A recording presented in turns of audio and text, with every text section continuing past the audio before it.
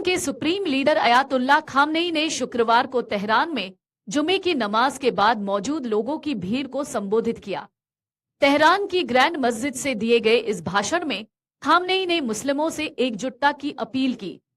Tehran में स्थित grand मस्जिद में हिजबुल्लाह नेता हसन नसरल्लाह और ईरान के जनरल अब्बास निलफोशान की याद में दुआ का आयोजन किया गया।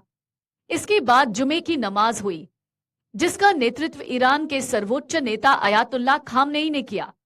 इस दौरान खामनेई के भाषण को देश के नाम संबोधन कहा जा सकता है, जिसमें खामनेई ने इसराइल पर तीखा हमला बोला। अपने संबोधन में खामनेई ने कहा कि अगर सभी मुस्लिम एकजुट हो जाएं, तो इससे सभी दुश्मनों की हार होगी। दुश्मनों का अहंकार मुस्लिमों के बीच बंटवारे और मतभेदों को दर्शाता है। खामनेई ने हाल ही में इसराइल पर किए मिसाइल हमलों को सही ठहराया। उन्होंने कहा कि इसराइल पर किया गया मिसाइल हमला सही और कानूनी तौर पर ठीक था। हर देश को अपने हितों और अपने घर की रक्षा करने का अधिकार है। फलस्तीन और लेबनान के मुस्लिमों पर हमला किया जा रहा है। ऐसे में ईरान ने मिसाइलों से जवाब दिया। ईरान के सुप्रीम लीडर का यह संबोधन ऐसे समय हो रहा है जब पश्चिम एशिया में तनाव बढ़ा हुआ है और इसराइल और हमास के बीच शुरू हुई लड़ाई अब इसराइल और हिजबुल्लाह के बीच शुरू हो गई है और आगे इसके पूरे क्षेत्र में फैलने का डर है। ईरान के हमले के बाद इसराइल ने जवाबी कार्रवाई की धमकी दी है। साथ ही अमेरिका ने भी इसराइल का साथ देने का ऐलान किया है। जो बाइडेन ने अपने एक बयान में कहा है कि इसराइल ईरान के तेल के ठिकानों पर हमला कर सकता है। वहीं इसराइल के लेबनान में हिजबुल्लाह के ठिकानों पर हमले जारी हैं।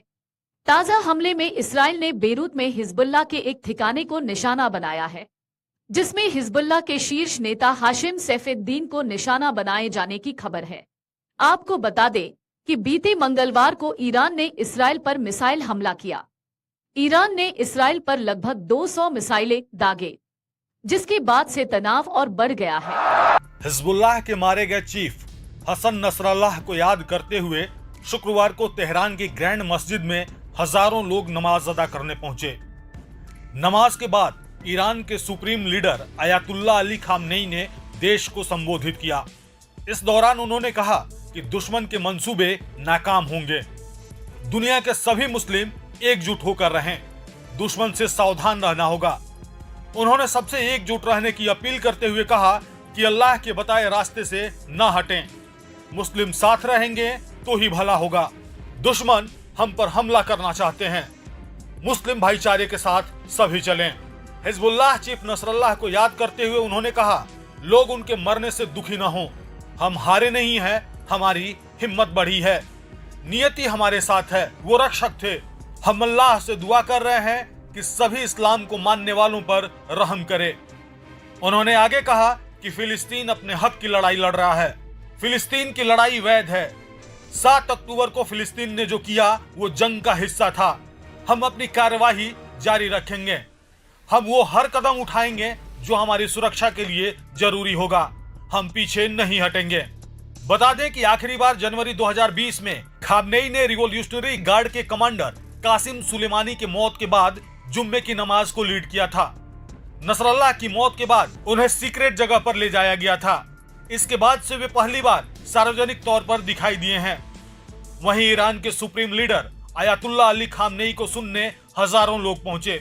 बता दें कि ईरान ने 1 अक्टूबर यानी मंगलवार को इजराइल पर एक साथ 181 बैलिस्टिक मिसाइलों से हमला किया था। इसके बाद इजराइल ने भी चेतावनी देते हुए कहा था कि ईरान को इस हमले का भारी नुकसान उठाना पड़ेगा। इस हमले के बाद यूएसए भी इजराइल के समर्थन में आ गया है। लानतुल्लाह अला इस्राईल, लानतुल्लाह